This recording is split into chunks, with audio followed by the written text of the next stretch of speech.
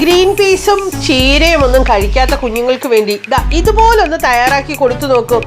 തീർച്ചയായിട്ടും ചോദിച്ചു മേടിച്ച് അവർ കഴിക്കും.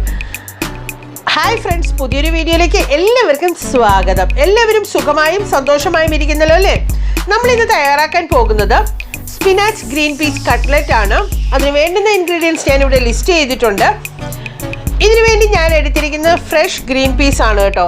3 കപ്പ് ഫ്രഷ് ഗ്രീൻ പീസും 2 കപ്പ് സ്പിനാച്ച് ഇല മാത്രമാണ് നമ്മളിവിടെ എടുത്തിരിക്കുന്നത്. സ്പിനാച്ചും എടുത്തിട്ടുണ്ട്. ആദ്യം തന്നെ ഒരു പാത്രത്തിലേക്ക് കുറച്ച് വെള്ളം ഒന്ന് തിളപ്പിക്കാനായിട്ട് വെച്ചിട്ടുണ്ട്. സ്പിനാച്ച് ഒന്ന് ബ്ലാഞ്ച് ചെയ്തെടുക്കുന്നതിന് വേണ്ടിയിട്ടാണ്. ബ്ലാഞ്ച് ചെയ്തെടുക്കുക എന്ന് പറഞ്ഞാൽ ഇത് തന്നെയാണ് പ്രോസസ്സ്. അതായത് തിളച്ച വെള്ളത്തിലേക്ക് ഇട്ട് കൊടുത്ത് 2 മിനിറ്റ് ഒന്ന് കുക്ക് ചെയ്ത് അതൊന്ന് വാട്ടിയെടുക്കും. അതായത് ഈ സ്പിനാച്ചിനകത്തെ കട്ടൊക്കെ ഒന്ന് പോകാൻ വേണ്ടിയിട്ടാണ് കേട്ടോ നമ്മളിങ്ങനെ ചെയ്തെടുക്കുന്നത്. അപ്പോൾ ഇനി ഇത് നമുക്ക് 2 മിനിറ്റ് തിളച്ചാൽ മതി. തീ ഓഫ് ചെയ്ത് ഇതൊന്ന് ഇതുപോലെ വെള്ളം കളഞ്ഞെടുത്ത് നന്നായിട്ട് വെള്ളം ഒന്ന് കളഞ്ഞെടുക്കണം, ഒന്ന് പിഴിഞ്ഞെടുക്കണം. അതിനുശേഷം തണുത്ത് കഴിയുമ്പോൾ ഇത് നമ്മളൊന്ന് അരച്ചെടുക്കുകയാണ് ചെയ്യുന്നത് കേട്ടോ. വേണമെങ്കിൽ ചെറിയ പീസസ് ആയിട്ട് അരിഞ്ഞെടുത്തും ചേർക്കാവുന്നതാണ്. ഇനി നമ്മൾ ഗ്രീൻ പീസ് ഒന്ന് വേവിച്ചെടുക്കുകയാണ്. ഫ്രോസൺ ഗ്രീൻ പീസ് അല്ലെങ്കിൽ ഫ്രഷ് ഗ്രീൻ പീസാണ് ഇതിന് നല്ലത്.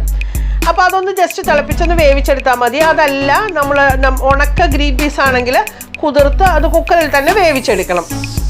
ഇത് തണുത്ത് കഴിയുമ്പോൾ ഇതൊന്ന് അരച്ചെടുക്കാം. ഒത്തിരി ഫൈനായിട്ട് അരയ്ക്കണ്ട കേട്ടോ. ഇനി നമുക്ക് മസാല തയ്യാറാക്കുന്നതിന് വേണ്ടിയിട്ട് ഒരു പാത്രം അടുപ്പത്ത് വെച്ച് 1 ടേബിൾ സ്പൂൺ ഓയിൽ ഒഴിച്ചു കൊടുക്കാം. ഞാനിവിടെ സൺഫ്ലവർ ഓയിലാണ് ഒഴിച്ചു കൊടുത്തിരിക്കുന്നത്. എരിവിന് ആവശ്യത്തിന് പച്ചമുളകും ഒരു 5-6 വെളുത്തുള്ളി അല്ലി, ഒരു വലിയ കഷ്ണം ഇഞ്ചി പൊടിയായിരുന്നതും കൂടെ ചേർത്ത് കൊടുത്തിട്ടുണ്ട്. ഇനി ഇതിൻ്റെ പച്ചമണം മാറി വരുന്നവരെ നമുക്കൊന്ന് വഴറ്റിയെടുക്കാം. ഏകദേശം നിറമൊക്കെ മാറി തുടങ്ങിയിട്ടുണ്ട്. ഇനി നമ്മൾ ഇതിലേക്ക് ചേർത്ത് കൊടുക്കുന്നത് ഒരു സവോള ഇതുപോലെ പൊടിയായി അരിഞ്ഞതാണ്.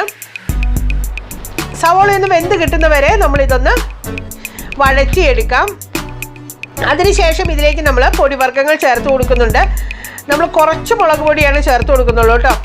1 ടീസ്പൂൺ മുളക് പൊടിയും 1 ടീസ്പൂൺ മല്ലിപ്പൊടി, 1/2 ടീസ്പൂൺ ജീരകം പൊടിച്ചത്, 1/2 ടീസ്പൂൺ ഗരം മസാല, 1 ടീസ്പൂൺ കുരുമുളക് പൊടി. നിറം അധികം മാറിപ്പോകാതിരിക്കാൻ വേണ്ടി നമുക്ക് ആ പച്ച നിറം തന്നെ കിട്ടുന്നതിന് വേണ്ടിയിട്ടാണ് നമ്മൾ പച്ചമുളകാണ് കൂടുതൽ ചേർത്ത് കൊടുക്കുന്നത്.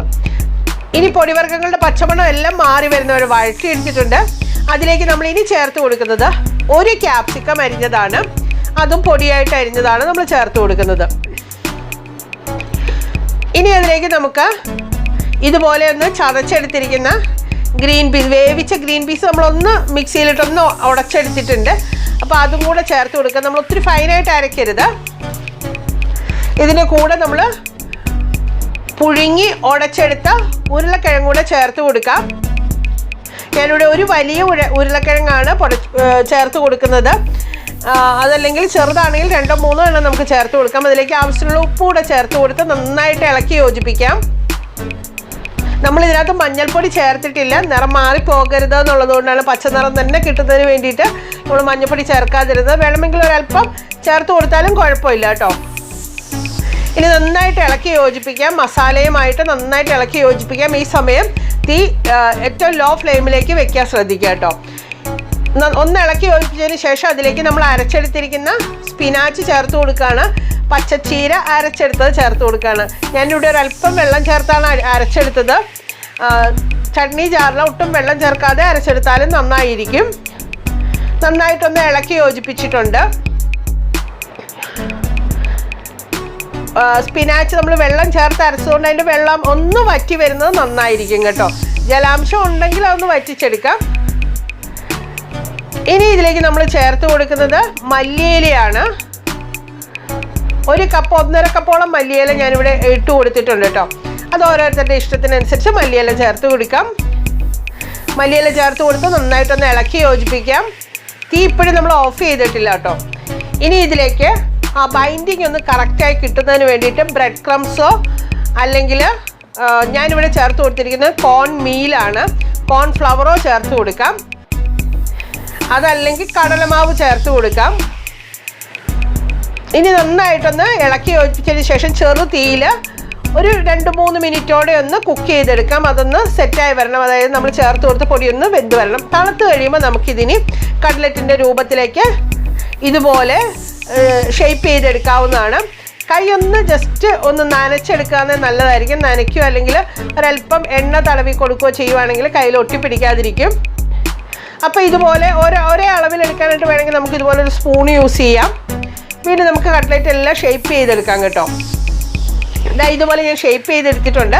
അപ്പോൾ ഈ സമയത്ത് ഞാൻ എണ്ണ ചൂടാക്കാനായിട്ട് വെച്ചിരുന്നു. അതായത് ഡിപ്പ് ചെയ്ത് വറുത്തെടുക്കുന്നതിന് ആവശ്യത്തിനുള്ള എണ്ണ ചൂടാക്കാനായിട്ട് വെച്ചിട്ടുണ്ടായിരുന്നു. 2 മുട്ടയൊന്ന് ബീറ്റ് ചെയ്തെടുത്തിട്ടുണ്ട്. കുറച്ച് ബ്രെഡ് ക്രംസും എടുത്തിട്ടുണ്ട്.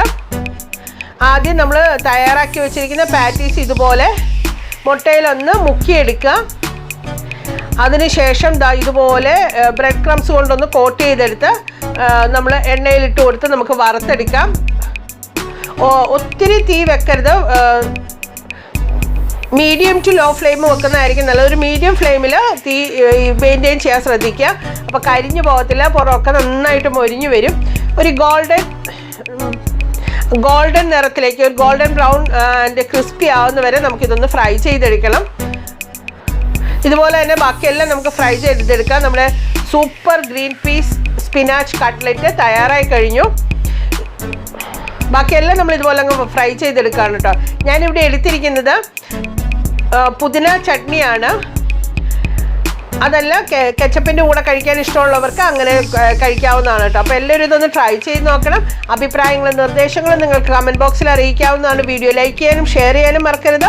ചാനൽ സബ്സ്ക്രൈബ് ചെയ്യാത്തവർ ആരെങ്കിലും ഇത് കാണുന്നുണ്ടെങ്കിൽ ചാനൽ സബ്സ്ക്രൈബ് ചെയ്തേക്കണേ. ആ ബെല്ലൈക്കൺ കൂടെ പ്രസ് ചെയ്താൽ ഞാനിടുന്ന വീഡിയോസ് നോട്ടിഫിക്കേഷൻസായി അപ്പോൾ ലഭിക്കുന്നതായിരിക്കും. Thank you for watching.